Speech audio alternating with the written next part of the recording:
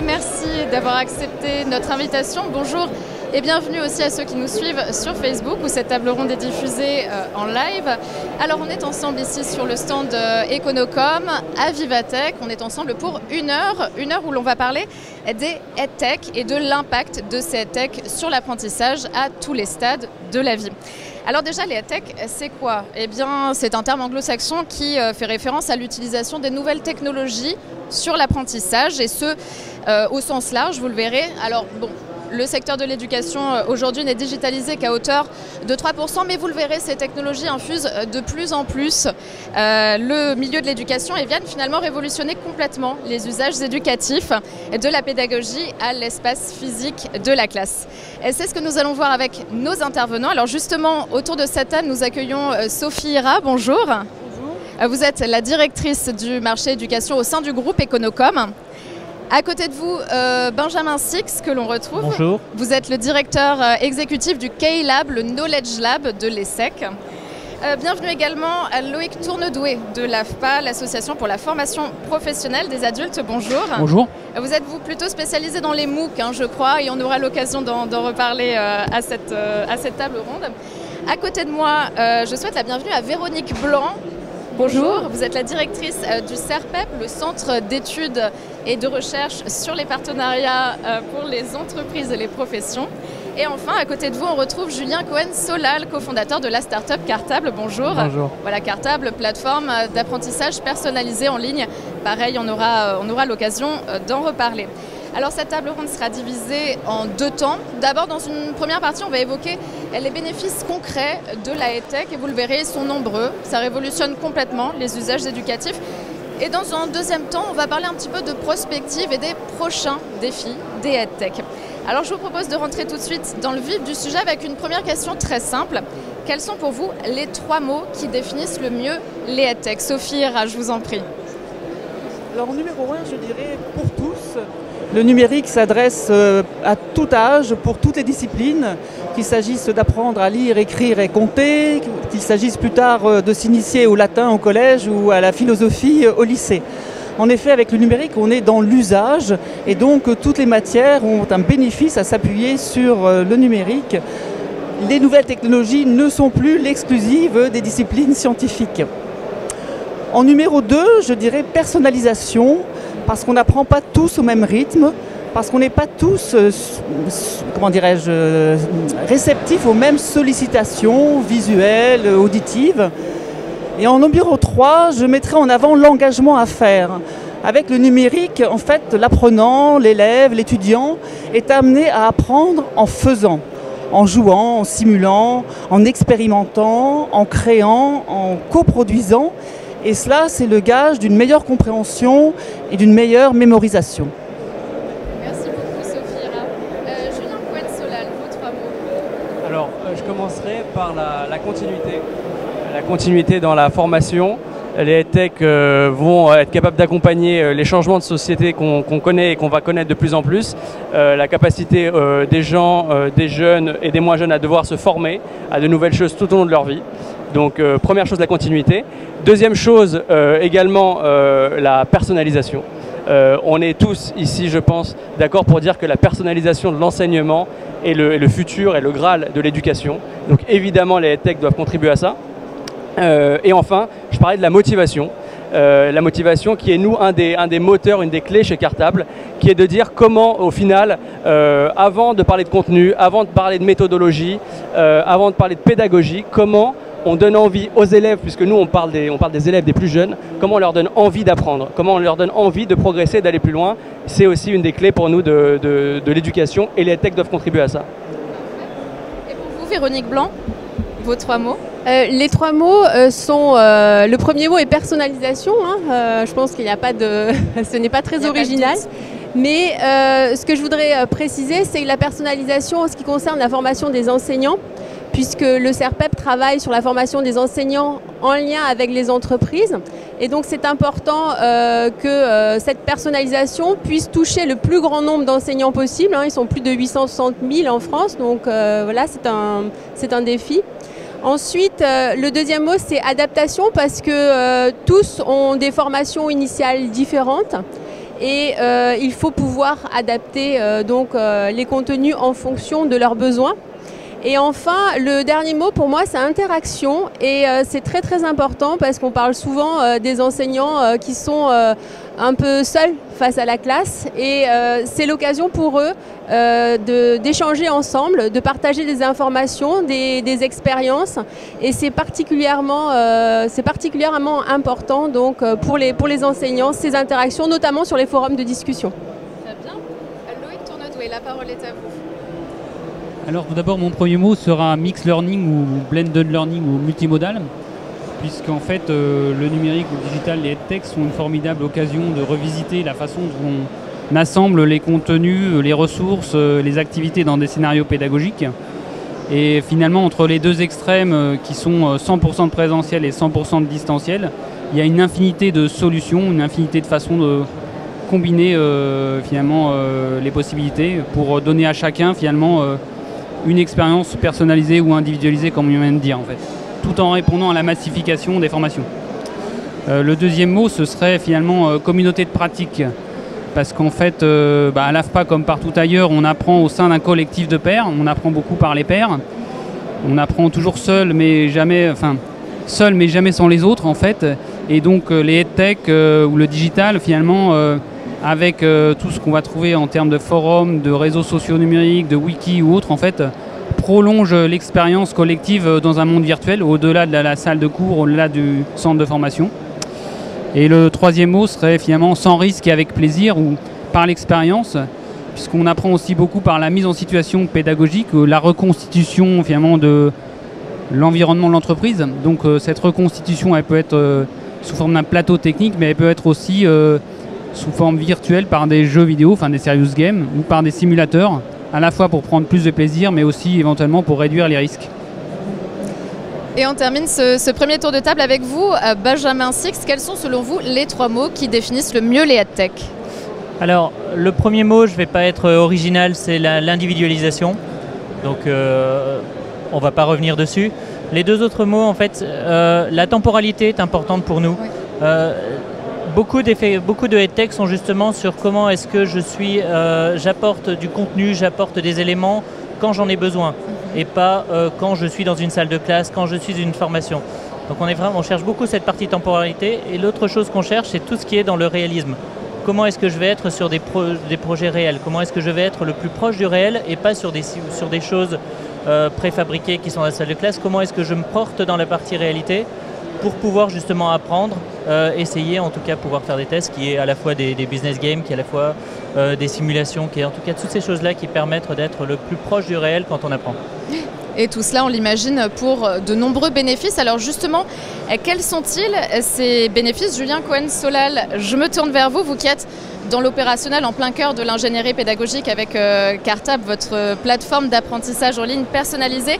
Quels sont selon vous les bénéfices concrets des edtech sur l'enseignement? On l'observe nous depuis 4 ans, puisqu'on est arrivé effectivement à lancer Cartable il y a 4 ans. Aujourd'hui, on a 1 million d'élèves qui utilisent Cartable tous les mois, donc un élève sur 4 aujourd'hui qui va utiliser Cartable dans le mois sur toutes les matières.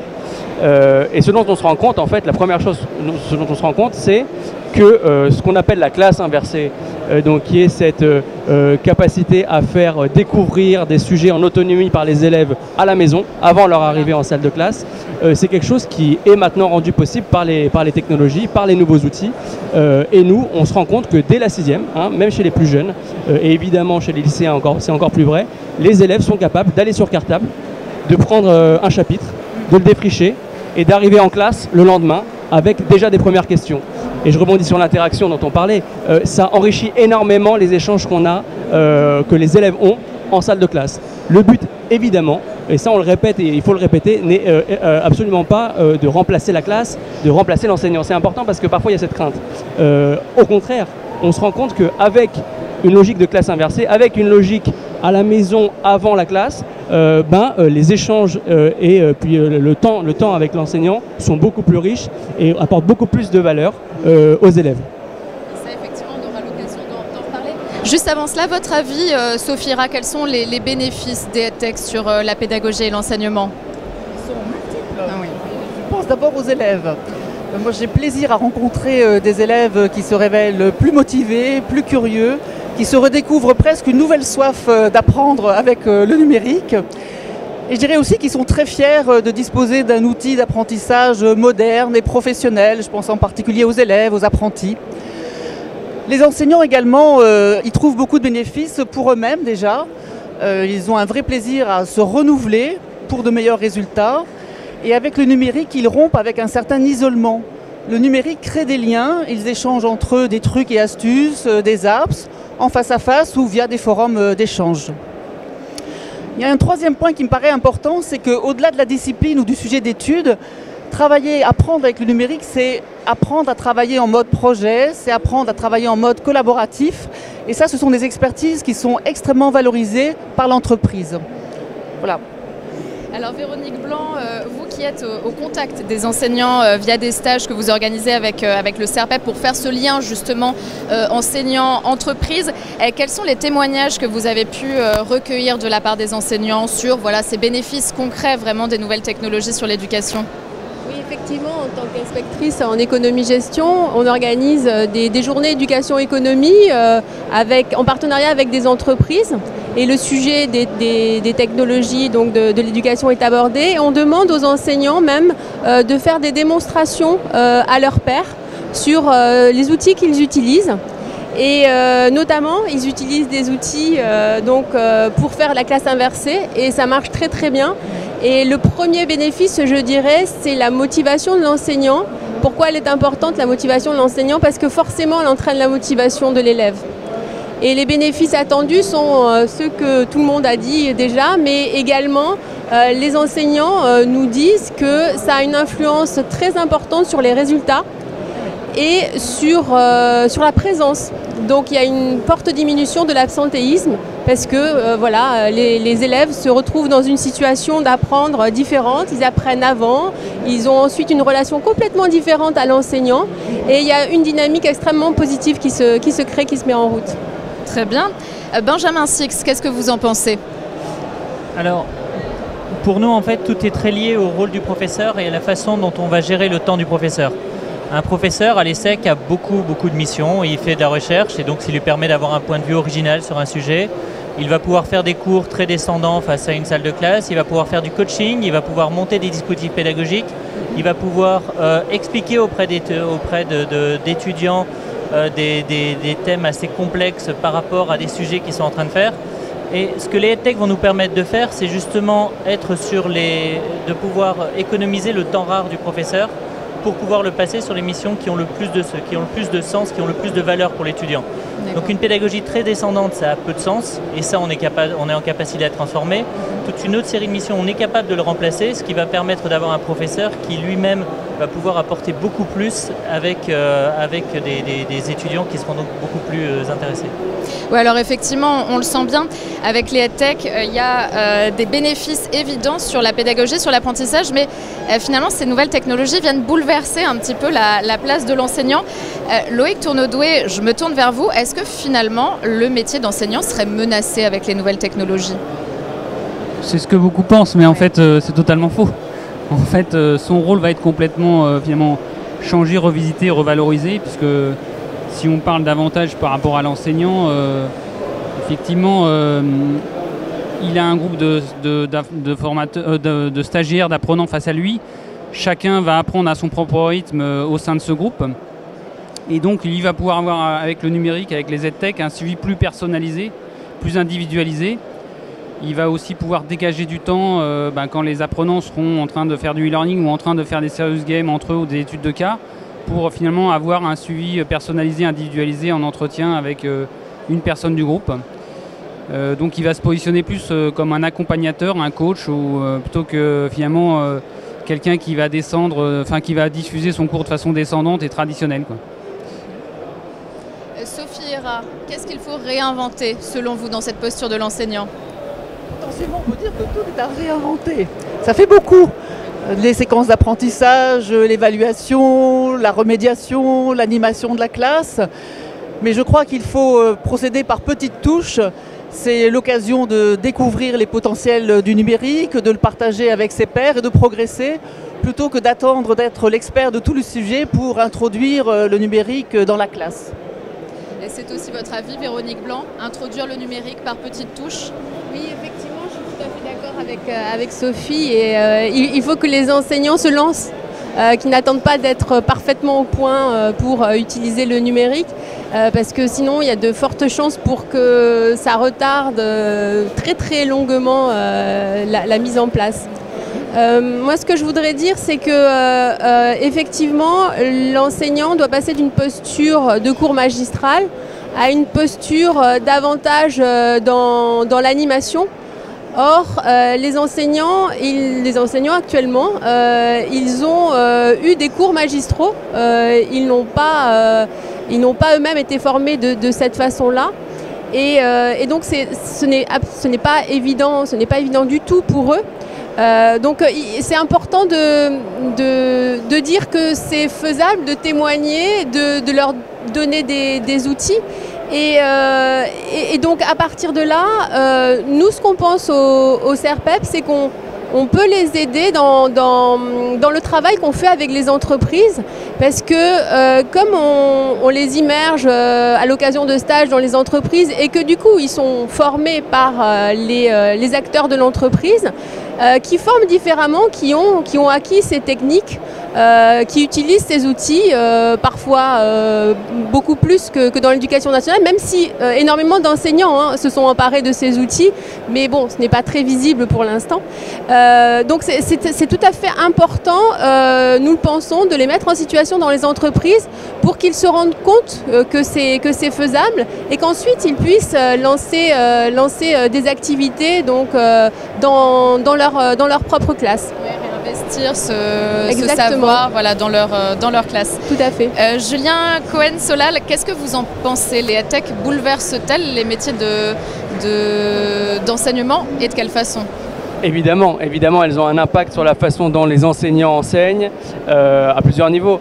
D'abord en termes d'outils, évidemment, puisque on passe du manuel, historiquement, traditionnellement, des manuels papier, des supports papier, des polycopiés, à des supports digitaux, à des écrans, avec un certain nombre de risques, de craintes. Évidemment, on a des enfants qui sont sur des écrans, qui sont connectés à Internet, qui peuvent à un moment faire autre chose que ce dont on attend de lui. Donc c'est une première chose.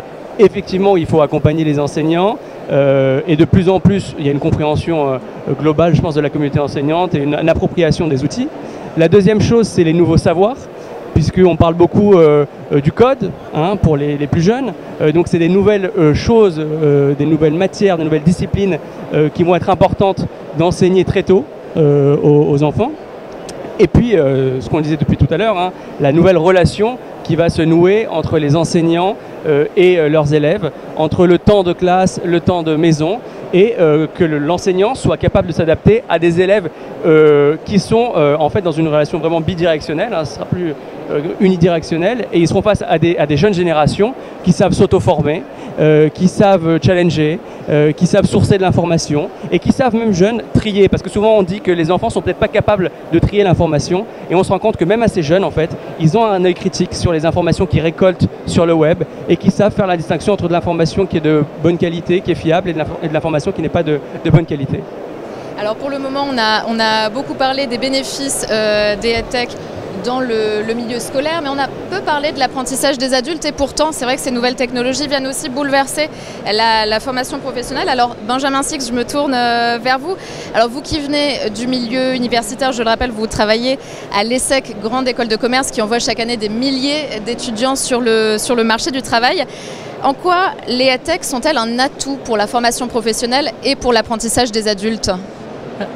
Sur toute la partie formation continue, de toute façon, on sait qu'on n'est pas dans un monde où on sort effectivement de l'école après un premier diplôme et on a acquis toutes les connaissances et toutes les compétences qui vont servir tout au long de la vie. Donc effectivement, il est nécessaire de pouvoir se former régulièrement, de pouvoir évoluer et de pouvoir construire son parcours, en tout cas comme on le souhaite. Là où les EdTech vont avoir des impacts, c'est pour arriver à mieux se positionner. Réellement, où est-ce que j'en suis ? Quelles sont les compétences que j'ai acquises? Quelles sont les connaissances que j'ai acquises? Quels sont les éléments qui vont me rester à acquérir. Comment est-ce que je vais pouvoir choisir parmi les différentes offres qui vont être proposées, celles qui vont me permettre de pouvoir passer à une autre étape de ma carrière professionnelle, à pouvoir mieux évoluer. Toute cette partie de compétences et de gestion des compétences, qui est très poussée par les EdTech actuellement, va être un véritable outil pour les apprenants, mais aussi pour les institutions derrière, pour avoir une formation très personnalisée et qui va pouvoir vraiment les accompagner tout au long de leur vie et tout au long de cette évolution. Alors Loïc Tournedoué, vous êtes en plein cœur, si je puis dire, de la formation professionnelle à l'AFPA, l'association pour la formation professionnelle des adultes. Quel est votre avis sur cette question? Comment les EdTech révolutionnent l'apprentissage des adultes? Alors l'apprentissage des adultes, il se base toujours sur un métier, sur une réalité de l'entreprise. Et donc ces métiers, ils sont définis par des compétences, des connaissances, des savoir-faire, qui sont souvent décrits de façon très précise, voire des fois dans certains domaines un peu normés même. Et bien autant tout ça c'est très carré, autant la façon d'acquérir ces connaissances ou ces compétences va varier extrêmement d'un groupe à l'autre, d'un individu à l'autre. Et donc tout l'intérêt des EdTech et du digital finalement c'est d'amener une certaine souplesse et de pouvoir finalement, on pourrait dire, créer une mayonnaise pédagogique différente à chaque fois en fonction du groupe, finalement de l'apprenant que j'ai face à moi, de son histoire, de son parcours, de ses acquis initiaux. Et donc si je prends un exemple sur la formation à la vente ou aux techniques de vente, on va avoir X façons d'acquérir ces compétences. On peut faire un cours traditionnel descendant en face-à-face pédagogique. On peut demander aux apprenants de regarder des vidéos, des cours en vidéo. On peut en fait aussi leur demander finalement de faire des mises en situation. Ils vont jouer à des jeux de rôle avec des caméras où l'un va jouer le vendeur, l'autre l'acheteur et un troisième va filmer. Et ensuite on va débriefer sur un écran télé ensemble, en groupe. On peut aussi se former de façon virtuelle avec un serious game. On peut se former aussi en suivant un MOOC. En fait on aura un peu de tout ça. Et donc l'idée c'est de mixer un peu tout ça en fonction des niveaux, des attentes, des préférences des individus du groupe. Voilà. Véronique Blanc, je me tourne vers vous. Quel est votre ressenti sur cette question? Alors, je suis parfaitement d'accord avec ce qui a été dit, évidemment. Je rajouterai, vu de ma fenêtre, de ma petite fenêtre Serpep, je rajouterai que ce qui est important pour nous, c'est que ça va permettre, et on voit déjà, parce qu'on a mis en place un certain nombre de choses, ça va permettre de former un nombre important d'enseignants, puisqu'on est face à quand même un défi en la matière. Et par exemple, je vous disais, on a testé, on a un partenariat avec Open Classroom. Et tout à l'heure, vous parliez du code, de l'apprentissage du code. Et effectivement, on a initié cela, c'est-à-dire qu'on a proposé aux enseignants de se former en e-learning au codage, quelle que soit leur discipline. Donc les enseignants de toutes les disciplines qui sont intéressés par le sujet peuvent se former en e-learning et ensuite dans le cadre de ce stage, puisqu'il y a quand même une immersion, il y a un regroupement des enseignants par académie pour qu'ils puissent échanger avec les formateurs et pour qu'ils puissent échanger entre eux. Et on en revient à ce qu'on disait tout à l'heure, l'importance de l'interaction entre eux pour comprendre mieux ensemble et donc pour avancer mieux ensemble. Alors on le voit effectivement, les EdTech révolutionnent vraiment les usages éducatifs. On a beaucoup parlé de pédagogie à tous les stades de la vie et c'est bien normal parce que quand on pense EdTech, on a tendance plutôt à penser pédagogie. Mais c'est vrai que les EdTech bouleversent aussi, on en a un petit peu parlé, l'espace physique. De quelle manière, Loïc Tournedoué? Eh bien, par exemple, quand on va mettre des EdTech ou du digital dans la formation, on va, quel que soit le métier, avoir effectivement des salles avec des ordinateurs pour suivre des contenus e-learning, mais pas seulement. On va pouvoir plus facilement bouger les espaces. Par exemple, un plateau technique avec des machines-outils, il était impensable de le déplacer. Par contre, un plateau technique, on a un simulateur de machine, par exemple à bois, on en a en fait qui va reproduire le comportement de plusieurs machines. Ce genre de dispositif, on peut plus facilement le déplacer. On a des plateaux mobiles, par exemple, qui se mettent en place à l'AFPA. Julien Cohen-Solal, votre avis sur justement ce bouleversement de la classe physique, cet éclatement des murs quelque part? Oui, c'est ça, et ça rejoint la discussion qu'on a sur la relation en dehors de la classe, enseignant-élève. Évidemment, aujourd'hui, l'apprentissage ne sera plus cantonné et n'est plus déjà cantonné au moment de classe. Évidemment, la classe n'est pas un sanctuaire où serait concentré le savoir, et ça le sera de moins en moins. L'idée, évidemment, c'est qu'on va avoir une classe en continu tout le temps. La maison, c'est aussi la classe. Et on va avoir à tous ces moments-là de la journée, de la semaine d'un élève, des moments où il va falloir capter l'attention de l'élève pour le faire apprendre et de créer du lien également avec l'enseignant quand il n'est pas présent physiquement avec l'élève. Voilà, effectivement, la classe physique, elle n'existe plus. On casse les murs avec la EdTech. Alors parlons à présent d'avenir, si vous le voulez bien, pour la deuxième partie de cette table ronde. Alors on vient d'esquisser les contours d'une nouvelle pédagogie qui n'est plus séquencée, qui n'est plus soumise effectivement aux contraintes de présence et qui bouleverse aussi l'espace physique d'apprentissage. J'ai envie de vous demander en fait, puisque on peut apprendre de partout, à son rythme, puisque les professeurs deviennent des coachs, le mot a été évoqué tout à l'heure, finalement, à quoi sert encore l'établissement scolaire, Benjamin Six? C'est une excellente question en fait, parce qu'effectivement on peut se poser la question et un établissement scolaire ou en tout cas universitaire tel que maintenant va avoir de moins en moins d'intérêt jusqu'à effectivement pouvoir disparaître.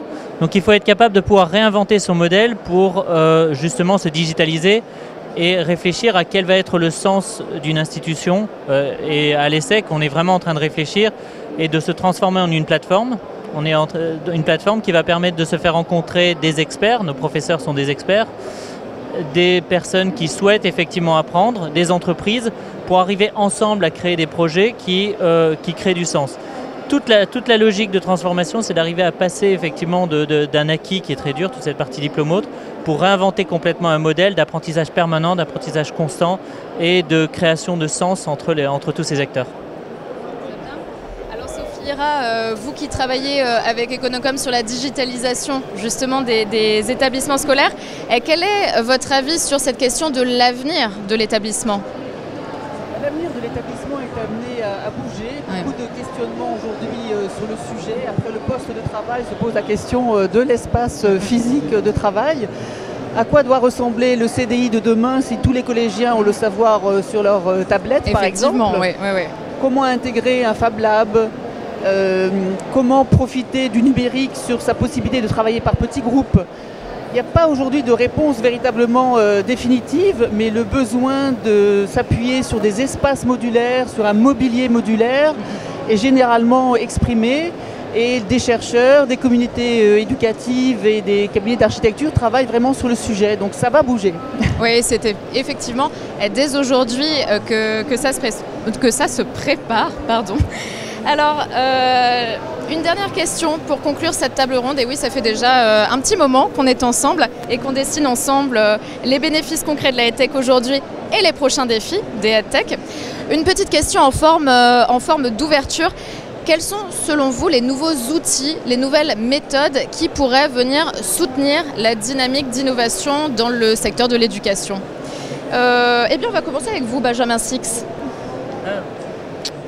Là où il y a un vrai sujet, c'est sur toute la partie gestion des compétences et comment arriver à être dans une logique à la fois de moi identifier mes compétences et quelles sont les compétences nécessaires sur un sujet. C'est là où on travaille de manière assez appuyée avec certaines startups. On a une histoire de travail avec des startups qui est assez importante. On incube énormément de startups au sein de l'ESSEC et on est vraiment en train d'essayer de travailler sur ce sujet pour construire quelque chose d'innovant et de nouveau. Loïc Tournedoué, votre avis? Deux choses en fait. La première, c'est qu'on va innover de plus en plus de façon ouverte.